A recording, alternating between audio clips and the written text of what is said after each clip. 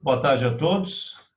Hoje nós vamos trabalhar dois textos sobre sistema radicular. Você sabe que as raízes, né, elas são muito importantes, elas desempenham várias funções que são essenciais para o solo e são essenciais para o solo e são essenciais para a vida no solo. Então, a primeira coisa que vem na nossa mente, quando a gente fala em raízes das plantas, vem na nossa mente que é o meio de sustentação da planta, né? Um meio de ancoragem da planta, é o meio que as raízes obtêm os nutrientes do solo, é o meio que elas obtêm água do solo, mas mais recentemente a gente entende que as raízes são essenciais para toda atividade biológica. As raízes são essenciais para a formação da matéria orgânica do solo, para a agregação. Então, de fato, o papel das raízes é fundamental. Mas as raízes, elas interagem diretamente com o solo, né? E elas são influenciadas pela condição de solo. Então, se nós tivermos uma condição de compactação, nós vamos ter duas situações aí bem interessantes, né? Uma, que as raízes, elas tendem a ter uma plasticidade no sentido dela se adaptar ao ambiente que está sendo oferecido para ela. Se é um ambiente de compactação, a raiz tenta se adaptar a isso. Essa adaptação é chamada uma plasticidade, como nós vamos ver. Tecnicamente, pessoas que fizeram uma revisão ampla sobre o tema. E essa plasticidade do sistema radicular à condição de solo, ela tem duas características que eu queria discutir com vocês, né? Ela tem um custo metabólico, então quer dizer que a planta não faz isso sem perder algum custo metabólico. E a segunda questão é que tem um limite. E então, assim, os autores que nós vamos trabalhar, um deles pelo menos, que é o Correia, ele diz que é difícil a gente saber até que ponto é uma adaptação do sistema radicular ou a planta já está sofrendo uma situação de estresse, que é um estresse morfológico e depois fisiológico. Então, essas coisas todas acontecem no sistema radicular e é muito importante que a gente aprofunde um pouco o nosso conhecimento sobre o sistema radicular e que possamos, então, entender a questão da aquisição de nutrientes, a aquisição de água e o sistema radicular que nós gostaríamos de ter nas nossas lavouras. Lembrando que o solo ele é heterogêneo. A compactação ela ocorre de forma espacializada e de forma descontínua na área. E isso causa uma dificuldade, né? Porque algumas plantas vão estar sobre uma condição de alteração do seu sistema radicular, uma alteração que é uma adaptação ou já é uma limitação e outras não. Então, tudo isso faz com que esses assuntos sejam bem complexos. Então, nós temos dois trabalhos, eu vou começar com o primeiro, com o mais fácil, mais fácil não seria o termo, perdão. O mais próximo de nós, porque está em português. E o segundo, então, já é um trabalho de revisão de literatura. Então, o primeiro trabalho que nós vamos ver, vamos estudar, e que eu vou solicitar que vocês se debrucem sobre ele, É um trabalho da Embrapa Soja, é um centro muito importante de pesquisa para todos nós que trabalhamos com a cultura da soja, né? E fala sobre as raízes de plantas anuais, tolerância a estresse ambientais, eficiência na absorção de nutrientes e métodos para a seleção de genótipos.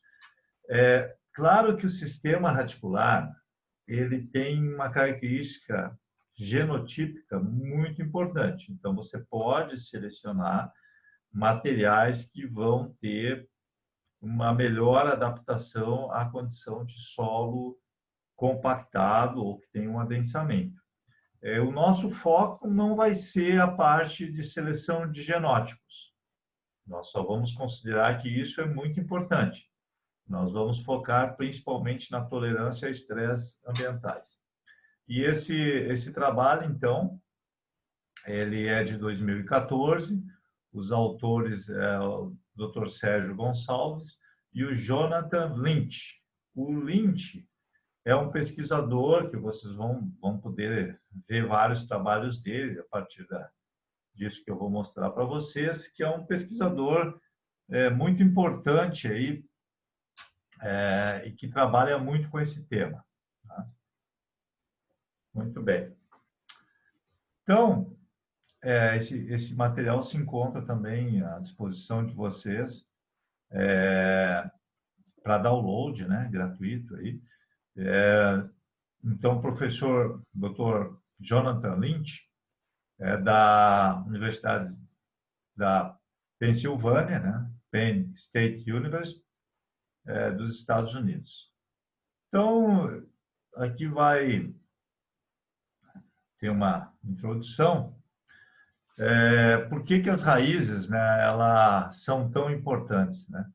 Na verdade, assim, cada vez mais nós vamos prestar atenção sobre a importância da funcionalidade das raízes. E a arquitetura das raízes, né, ela tem uma plasticidade, né? E os pelos radiculares também são muito importantes, né? Ele vai falar que a formação dos aerênquimas nas raízes é importante para estresse ambientais de culturas anuais. Então, são diferenciados o tipo de característica das raízes, mostrando que são fundamentais para a aquisição de águas e nutrientes. Então, notadamente, vai ser discutido os cases do fósforo e do nitrogênio. E do nitrogênio vale para todos os nutrientes móveis, o enxofre e o boro. É destacada a importância dos pelos radiculares, porque os pelos radiculares para o aumento da área de absorção de fósforo das raízes. Então, a gente sempre enfoca isso, que a aquisição de fósforo, a absorção de fósforo, ela depende de raízes finas, né, e desses pelos radiculares, e também para a liberação do fósforo que se encontra no solo. Os referidos detalhes anatômicos e toda a descrição. Então, e a adaptação aos diferentes ambientes. Então, vai começar o problema de hoje, de amanhã, seleção de plantas adaptadas a cenários restritivos. Esse é um tema muito interessante, né? Porque nós estamos sentindo aí, o Rio Grande do Sul, você sabe que perdeu metade da sua safra de soja, aí ficamos para trás. Então, assim, é estratégico a gente ter uma seleção de plantas que seja também adaptada a cenários restritivos, que são muito comuns no Rio Grande do Sul e em vários estados brasileiros, né? A arquitetura das raízes das plantas anuais. Então, o quanto nós temos de plasticidade, vocês vão estudar isso com calma, os traços de raízes importantes contra estresse, a funcionalidade da arquitetura das raízes, a importância dos pelos radiculares, características anatômicas, e aí um pouco de metodologia para obtenção de raízes, né, o uso de cilindros de plástico tipo PVC, metodologia para avaliação do sistema radicular, dos ângulos que ela forma, e raízes para os principais ambientes agrícolas do Brasil, considerações sobre solo, clima, mudanças climáticas, zoneamentos agrícolas, etc. Então, aqui uma visão mais global. Então, como eu falei para vocês, o Lynch, né, ele tem vários trabalhos mostrando que, assim, que as raízes elas vão ser muito importantes, especialmente num cenário de mudanças climáticas, né? Tempos de mudanças climáticas, então é muito importante a gente pensar como que as plantas podem se adaptar a isso. E paralelo a isso, tem outras questões, como as reservas mundiais de fertilizantes, a busca de maior eficiência, né? E segundo o Lynch, 2007, a Revolução Verde, ocorrida nas últimas décadas do século XX, aconteceu basicamente devido a genótipos de plantas selecionadas para dar boas respostas à melhoria da fertilidade do solo e a aplicação de fertilizantes, além de uma boa disponibilidade hídrica. No entanto, começamos a ter limitações de fertilizante, de água, além da elevação de pressões por ambiente mais sustentáveis. Assim, tudo indica que não poderemos mais selecionar plantas que têm um desempenho vegetal satisfatório apenas quando as condições são favoráveis. O momento atual já é crítico, uma vez que muitos países apresentam baixo rendimento de culturas devido à limitada fertilidade do solo, a crescente diminuição da utilização de fertilizantes, o acesso a ele para todas as regiões e a deficiência hídrica. Então, num cenário, é muito importante essa reflexão que o Lynch nos faz, né? Ele diz assim, não adianta você fazer um cenário só de situações normais, porque muitas vezes na agricultura nós enfrentamos situações de estresse e as plantas precisam ter mecanismos de convivência, de plasticidade com essa condição de estresse. E o Lynch, então, ele tem vários trabalhos aí que selecionando genótipos para ambientes com restrição ao uso de fertilizantes e deficiência hídrica. Claro que o trabalhar com raízes, quem já trabalhou com isso, sabe que é muito difícil, trabalhoso. Nossos próprios estudantes, a Márcia já tem experiência com isso, né? O pessoal meio que foge quando a gente diz, olha, vamos trabalhar com raízes. Mas, de fato, quando se trabalha com raízes, a gente enriquece muito o trabalho que nós estamos fazendo, né? Então, o Lynch, ele relata que existe a necessidade de uma segunda revolução verde, agora feita a partir das raízes das plantas, selecionando-se os tipos de raízes ideais para diferentes tipos de ambientes que possibilitam os rendimentos esperados, mesmo em condições diversas. Acho que essa reflexão do Lynch ela é muito interessante, né? Quer dizer, assim, ele propõe uma segunda revolução verde, agora com foco no sistema radicular. Então, isso eu acho que vale para todo o país. Você sabe, das minhas andanças aí pelo agronegócio brasileiro, uma região que me chamou muita atenção foi Luiz Eduardo Magalhães, na Bahia, né? Quando eu comecei a ir para a região lá, conhecer a região e também apresentar os trabalhos que nós estávamos fazendo, o pessoal me disse assim, professor, aqui no oeste da Bahia, nós somos talvez uma das regiões que tem maior experiência em formação de perfil profundo para enraizamento, que é um tema que eu gosto muito de pesquisa, né? E eu disse assim, poxa, mas que interessante, isso é uma linha de pesquisa muito interessante. Nós precisamos aqui, professor, não por gosto, não, é por sobrevivência mesmo. Aqui a ocorrência de estresse hídrico é muito frequente, os solos têm baixa capacidade de armazenagem de água, são solos arenosos, baixo teor de matéria orgânica, então a planta tem que buscar água em camadas profundas.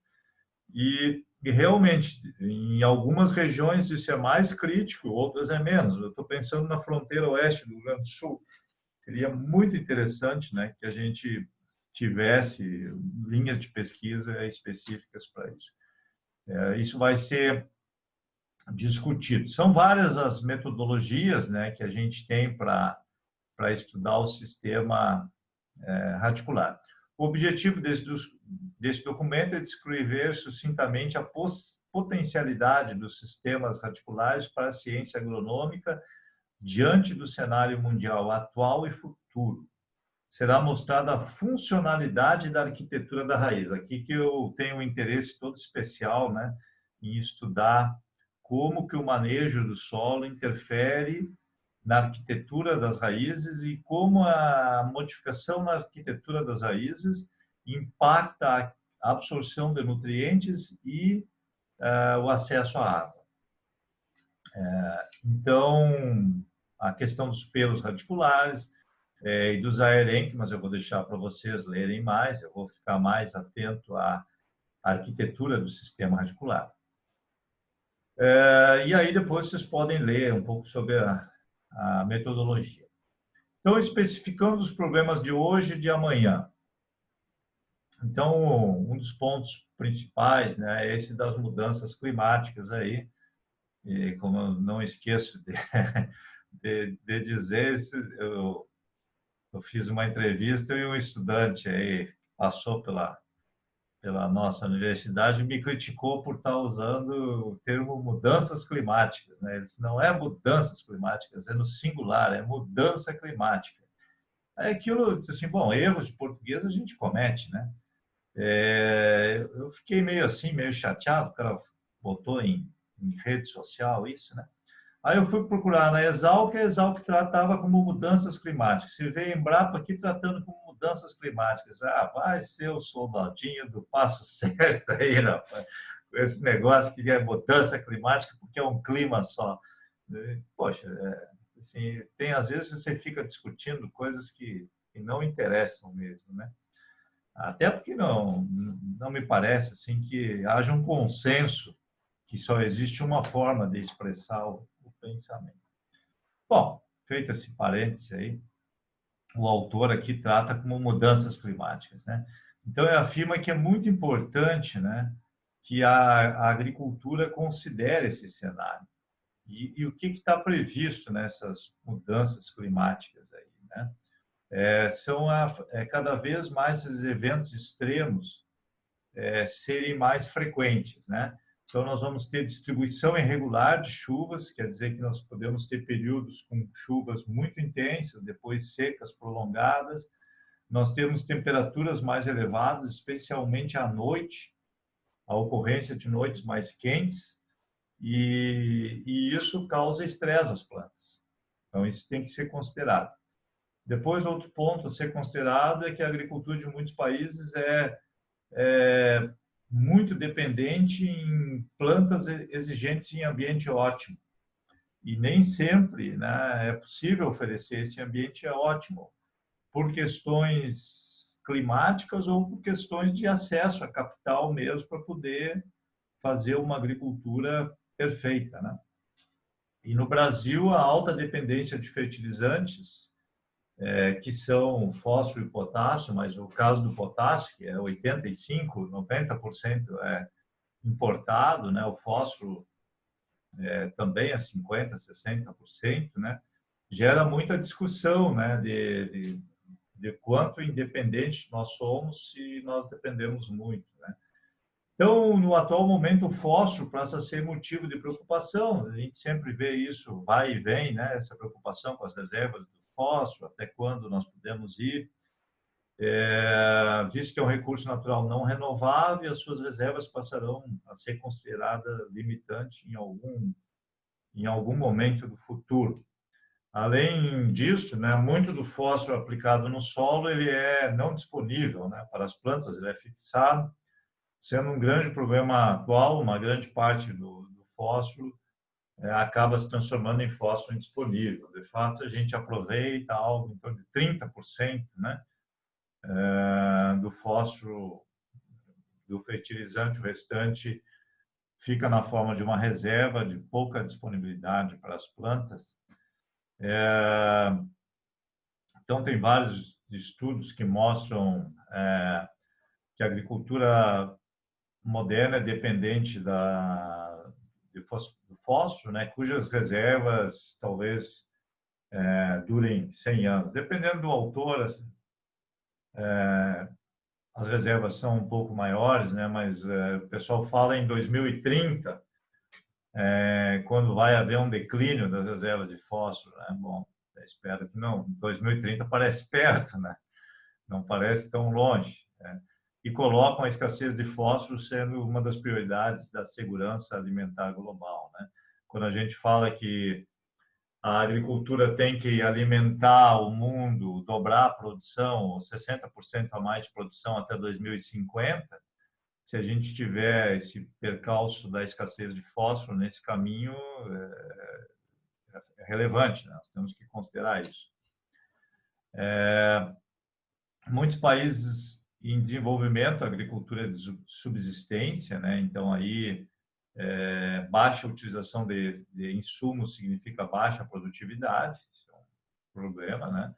O aumento da população humana, que nós comentamos com vocês, que até 2050 nós vamos ter 9 bilhões de pessoas no planeta, hoje nós temos 7,2 bilhões de pessoas no planeta, então vamos ter mais 2,5 bilhões de pessoas aí provavelmente até 2050.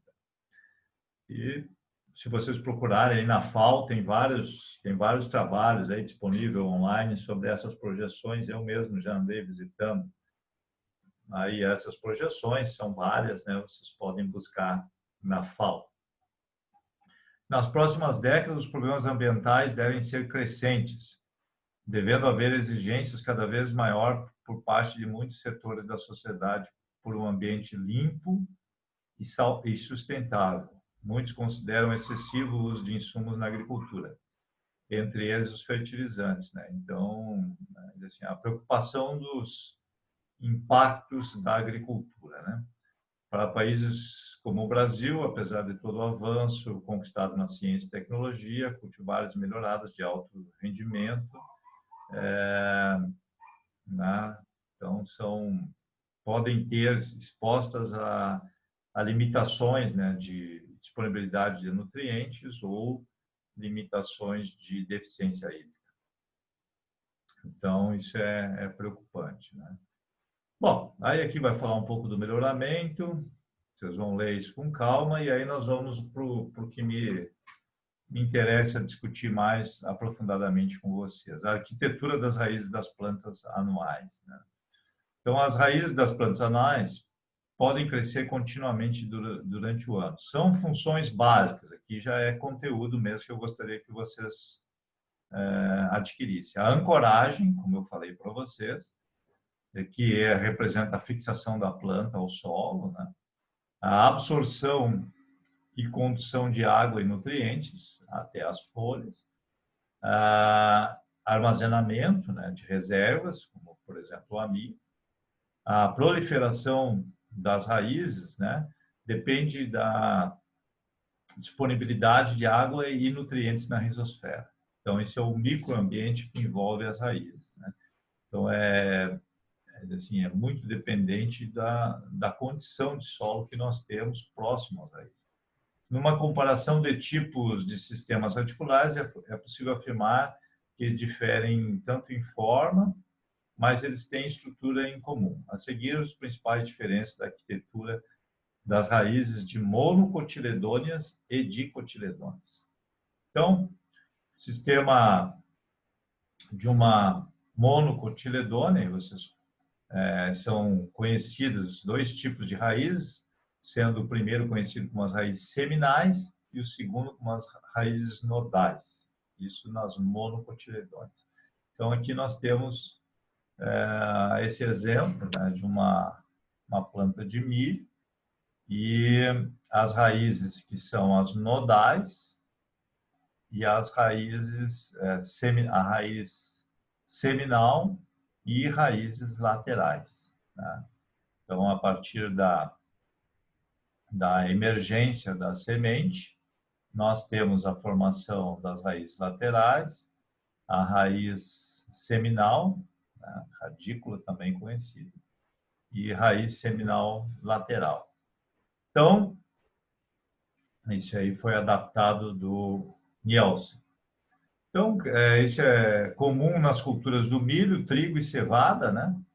Então, vocês podem seguir a leitura, né, que mostra uma imagem de um sistema de raízes seminais do trigo.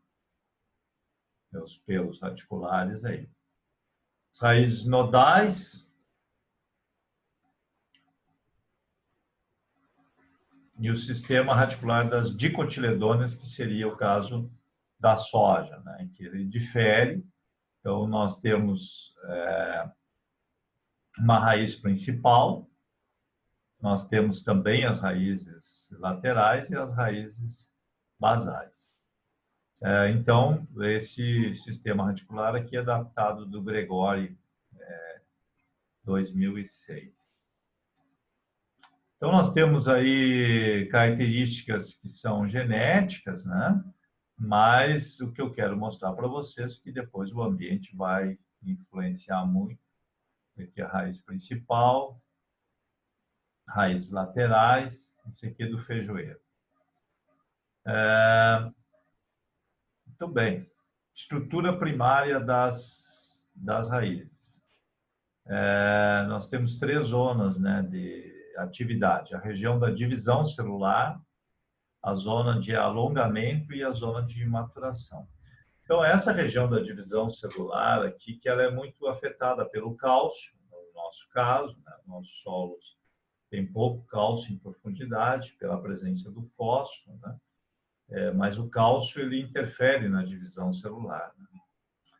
A região de divisão fica na ponta da raiz, chamada coifa, e protege o delicado meristema e garante a expansão da raiz no solo.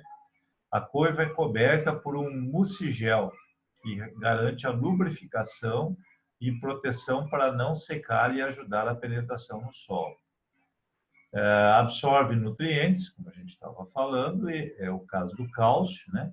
E interage com micro-organismos. Então, é muito importante essa interação, né, das raízes com os micro-organismos. Hoje é assim, um assunto extremamente importante. E a raiz, ela também percebe a gravidade. Então, como eu gosto de começar a falar para vocês, que a raiz ela vai perceber o ambiente que ela está. Se esse ambiente ele é restritivo e que tipo de plasticidade que a planta e a raiz vão ter que ter durante o seu crescimento. O sinal que direciona o crescimento para baixo, sendo esse chamado de resposta graviotrópica. Na zona de alongamento, as células se alongam rapidamente. As células do córtex sofrem divisões. Bom, e aí vocês vão lendo, né? Como é que se dá o crescimento da raiz. Então, aqui tem todos os componentes, a coifa, que nos interessa muito, a zona de divisão celular e a zona de alongamento. Muito bem. Traços de raízes importantes contra estresse ambiental. Então, uma vez que vocês vão estudar com calma a composição da raiz, nós vamos partir para a funcionalidade da arquitetura das raízes. Então, segundo Lynch, que vocês vão ver que tem muitos trabalhos nessa área, eles mostram as diferenças genéticas na arquitetura das raízes que são importantes para a funcionalidade, enfatizando a geometria e os ângulos formados entre os diferentes tipos de raízes, tanto nas monocotiledôneas quanto nas dicotiledôneas. O ângulo formado entre as raízes primárias ou principais e as raízes laterais, ou o ângulo formado entre as raízes e a linha da superfície do solo, são importantes para a aquisição de água e nutrientes como fósforo, potássio e nitrogênio. Então, vejam só.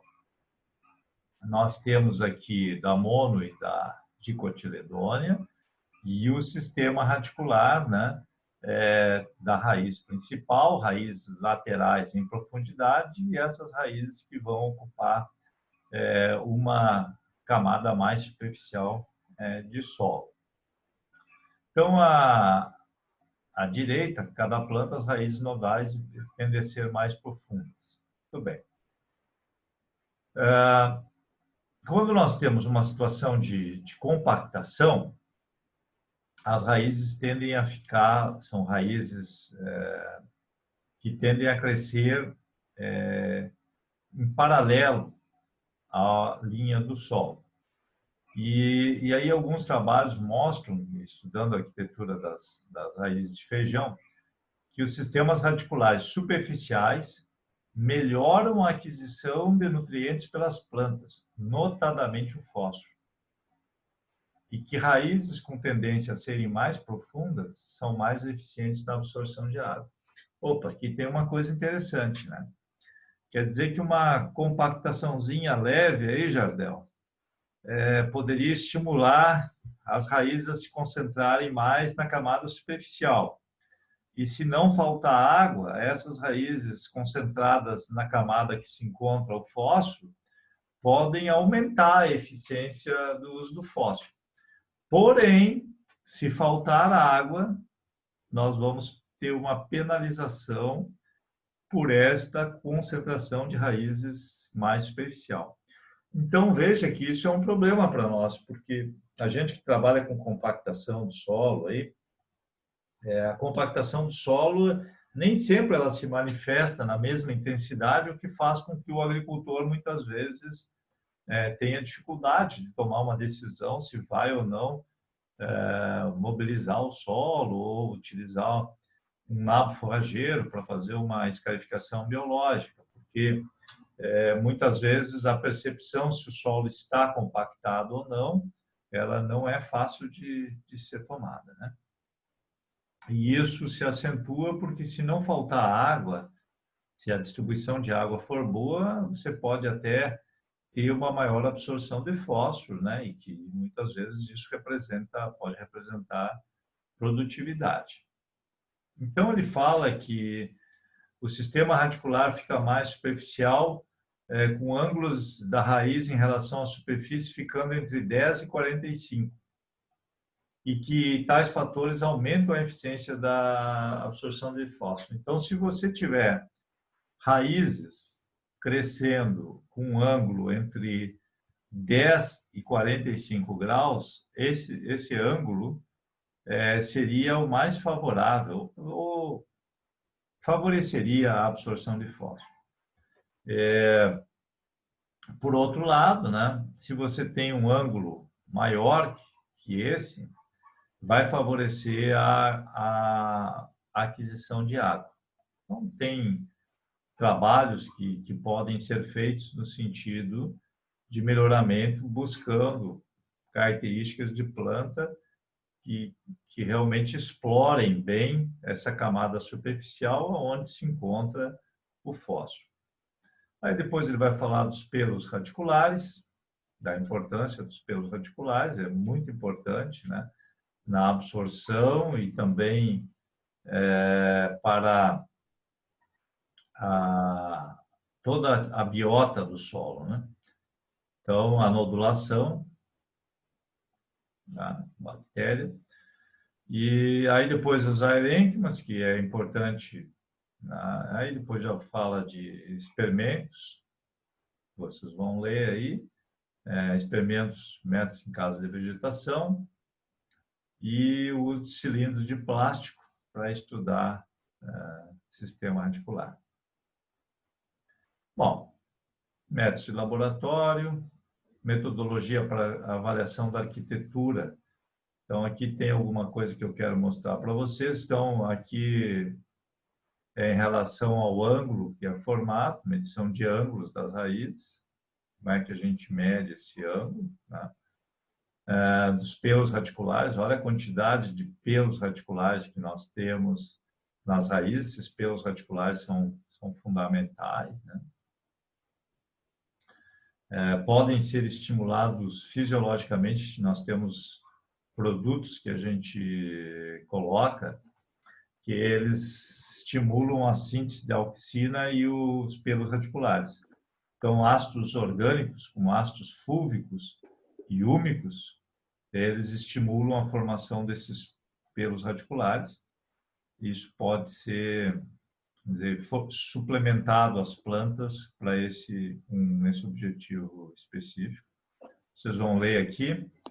E aí ele conclui esse capítulo, né, com a questão das raízes para os principais ambientes agrícolas brasileiros, né? Então, considerando o tipo de clima, solo e a agricultura, né? Então, ele dividiu aqui em regiões com clima mais seco, com região com precipitações mais altas, regiões sem estação seca definida, e a partir daí, então, começa toda uma discussão que tipo de sistema radicular que seria mais interessante ter em cada região. Então, aqui nós temos duas plantas com características bem diferentes, né? Você tem uma planta que ela explora mais essa camada superficial. Então, se aqui nós temos a concentração dos nutrientes, especialmente o fósforo, essa planta ela vai ser eficiente nisso, mas ela vai ser pouco eficiente em nutrientes que são muito móveis, como o caso do enxofre, o nitrogênio, o boro, e também vai ser menos eficiente em utilizar água de camadas superficiais, de subsuperficiais, camadas profundas. Já essa planta, ela vai ser mais eficiente nesses nutrientes móveis, mas ela pode não explorar tão bem a camada de cima.